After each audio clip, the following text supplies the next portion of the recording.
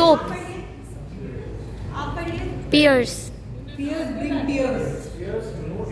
Okay, तो इसको आप pears बोल सकते हैं, पर असल में ये है pears। Pears. वैसे आप कुछ भी बोलिए, है तो ये कमाल का, ग्लिसरीन से भरपूर। और इसको मैं खोल के आपको दिखा भी दूँ। मेरा टाइम जा रहा है। मैंने सोचा था बड़ा ग्रैंडली मैं इसको निकालूंगी। रुक जाएगी। हाँ, तो ये देखिए, Oval with a golden, it has a golden hue and it's smelling of my childhood, clean and pure, magical.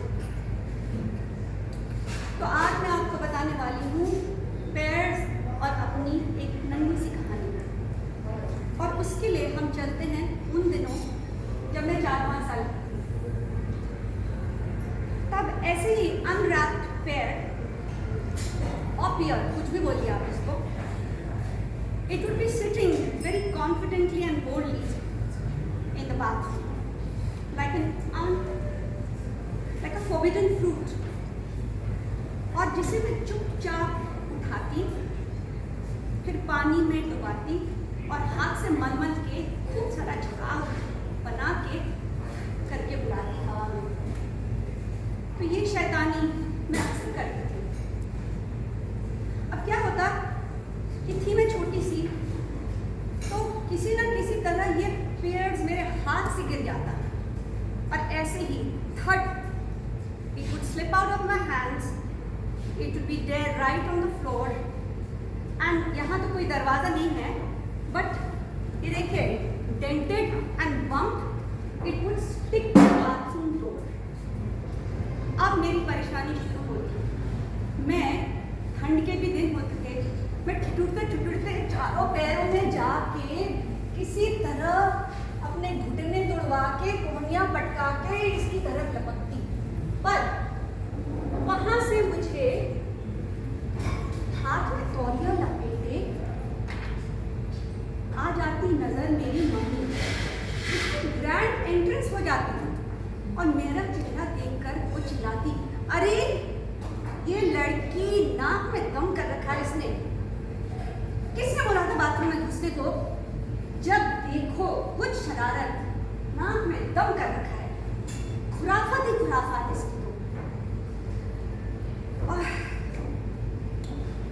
और ये सब होता उस दौरान मैं सोचती कि बाल्टी को पकड़ के मैं खड़ी हो जाऊं, पर अब क्या होता, फिर मैं फिसलती और फटाक से चित पड़ जाती। मेरा रोना सुन के माँ कुछ तो घबराती, पर फिर से चिल्लाती, चुप कर, जब देखो रोती रहती है, साथ में आसमान में तेरी आवाज है, तार सब तक में गाती है, चुपचाप खड़े रहे। और छट से दबोचती वो पैर्स को और मेरी ऊनी सी पीठ में मल देती। पीठ को छोड़ो, पेट, हाथ, पैर, मुंह सब में मल देती। उनका एक ही मिशन था, मुझे स्क्वीकी ब्यूटीफुल स्मेलिंग पैर बेबी बनाने का। कुछ हिम्मत करके मैं चिल्लाती, माँ छोड़ो मुझे, जाने दो, मुझे खुद नहाना है, मुझे खुद नहाना है।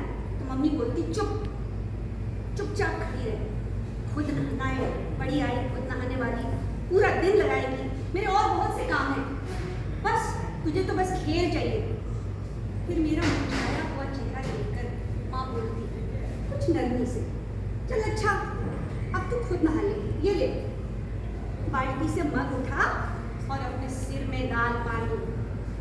हर हर गंगे 1, हर हर गंगे 2, हर हर गंगे 3 हो गया।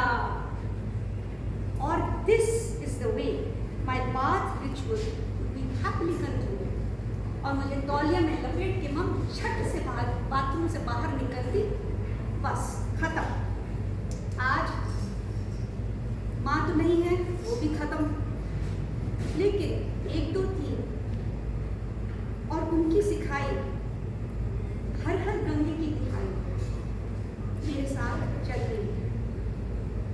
भी चलिए, अब एक्ट जो बाथरूम में था, scene 1 is over, let's go to scene 2। चलिए आप मेरे साथ उस गंगा घाट में, जहाँ हर हर गंगे और हर हर महादेव की गूंज चारों दिशाओं से आती है। तब मैं लिखती हूँ, दिस रिवर माँ गंगा flows in me। तो सुनिए, its current unseen nor heard, but felt as I plunge into its clear stream. Cold and wet, she hugs me close, saying, "Come, join me." As water enters my nose, coughing, trying to breathe, I surrender, untying my heartstrings, frayed but free.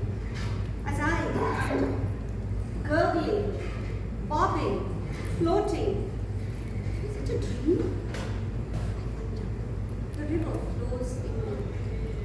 Suddenly, awakened as if from deep sleep, each cell alive and kicking, lashing, splashing, gallons of water, pushing me along as if I mattered, weeping, shrieking, slipping my grip of the boat where people have gathered to witness a dismal Titanic-like scene, shriveling, trembling, moving with the flow, frozen from head to toe. Self-love, sustenance, cosmic appeal, and a universe that heals. A match, a strike, a spark, a light ignites my soul. I grab a log of wood and hold on tight, focused on my goal. The river, my Ganga, flows in me. Rising, falling, walling, mauling, swiveling through the mountain core, unceasing. She spreads her slithery arms across valleys, echoing with love and longing, life and living. Her hold savage, yet gentle.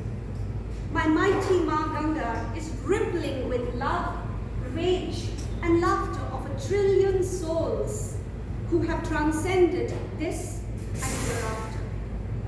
The river flows in me, gushing emotions, intent on a mission, with mapping precision, lulling heartaches, with calm decisions. Ma Ganga rests as humanity cries at her rests.